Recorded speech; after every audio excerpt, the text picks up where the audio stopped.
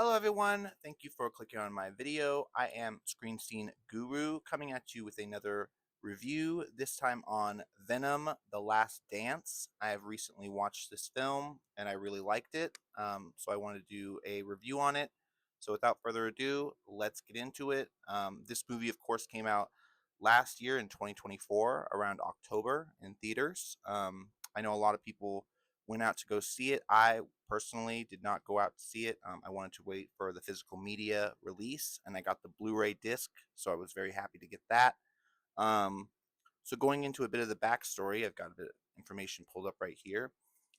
We've got Eddie Brock and Venom must make a devastating decision as they are pursued by mysterious military men and alien monsters from Venom's homeworld. So yeah, a very interesting take on the Venom story. I know a lot of comic book readers were interested to see the introduction of Knull, the god of the symbiotes, at the beginning of the film. I thought it was a new, cool take on the character. I thought it was going to be a tough, tall order for them to pull it off, but they ended up doing it comic book accurate, which was okay. Very heavy metal, which was cool to see. Um, we got to see, of course, Tom Hardy returning as Venom, also Venom, voicing the character Venom. We also got to see a little bit of the cast pulled up right here. Um, Juno Temple as Dr. Teddy Plain. Um, she was really cool to see. Her backstory with her brother was interesting that they went into how they were struck by lightning and the lightning went through her and took out her brother. So interesting to see their backstory and tragic loss of her brother. Also, we got to see a return of a Marvel character. We got Julia Ejiofor. I hope I'm saying his name right. Mordo from Doctor Strange uh, reprised his role, not as a sorcerer, but in a Sony Marvel project. He was the infamous military man, um, soldier that went by the name of Strickland, who was on the military base of Area 51, which I thought was very fascinating. They covered in that movie. They were basically liquidating the buildings on the surface level and trying to say they just decommissioned the base, which was interesting to see. And then a couple more highlights. I love to see Peggy Lou as Mrs. Chan reprised her role, so she got to make her final appearance in this film. And we also got Clark Baku as Christmas, another one of the scientists that worked down in the facility. Really awesome cast in this one. They got to show off a lot more characters and whatnot. Of course, I got to give a shout out to Andy Serkis as Knull, even though I thought his character was underwhelming. They could have done a little bit more to build up the hype for him. But also, we got to see Crisco Federiza, Federiza, Crisco Fernandez. Okay, I want to say his name right because he was in Ted Lasso as a soccer player, and we got to see him as the bartender in this. We also saw him in the post-credit scene for Spider-Man: No Way Home.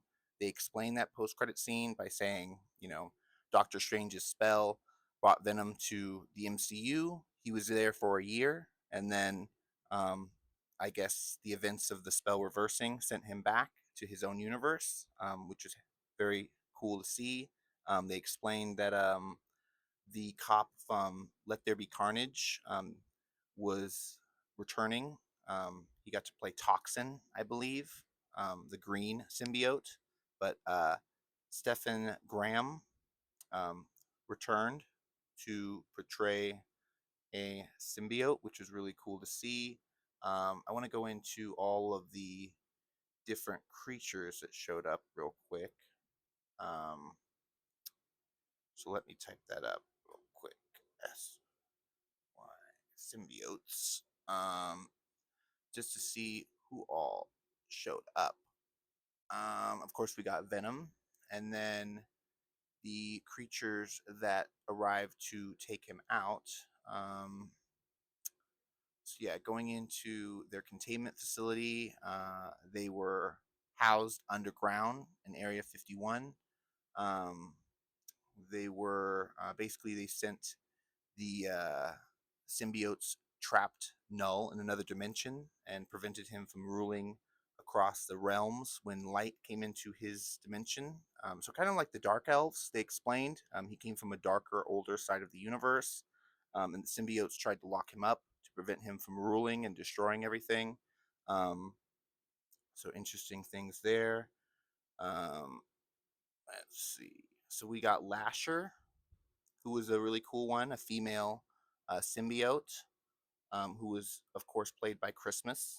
Um, then we got, they're saying he wasn't Toxin, the green one. But, I mean, if you read the comic books, you pretty much knew that was Toxin. But he wasn't a villain in this. He played a good guy. So just, they're titling like green symbiote. So that's interesting to see. Moving on, we also got to see Phage. That was the brown one. It looked like mud. He was titled Phage. Um, and then, of course, we got to see Agony, who the scientist Pain turned into.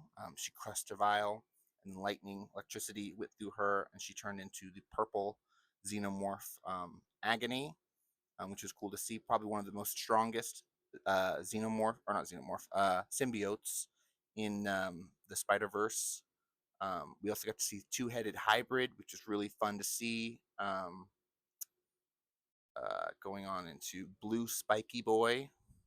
So yeah, they've just gone into different offshoots of them, and then of course the white, which we believe is Toxin, but or Anti-venom, should I say Anti-venom? But there is a fiery symbiote.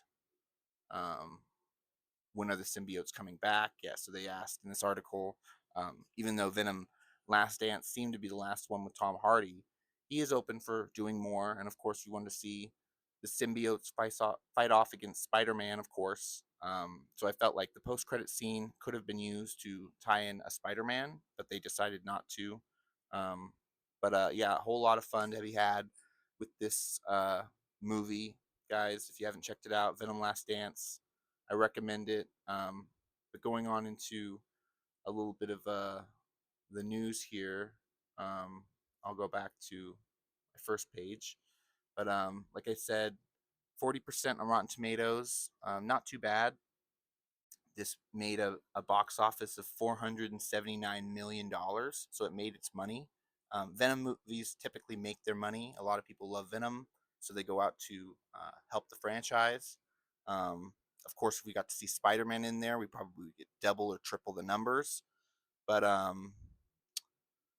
yeah, I think that's pretty much it for my Venom Last Dance review. If I can think of anything else, which I currently can't. Oh, actually, I do want to go over one last thing before I dip. The family that is involved in the Crossroad Country trip. We got to see the return of the actor who played Lizard from The Amazing Spider-Man. This time, of course, because he's in Venom's universe, he wasn't playing Lizard. He had both his arms. He had a family, and they were driving to see the site of Area 51 before it was decommissioned so they could get a glimpse of aliens.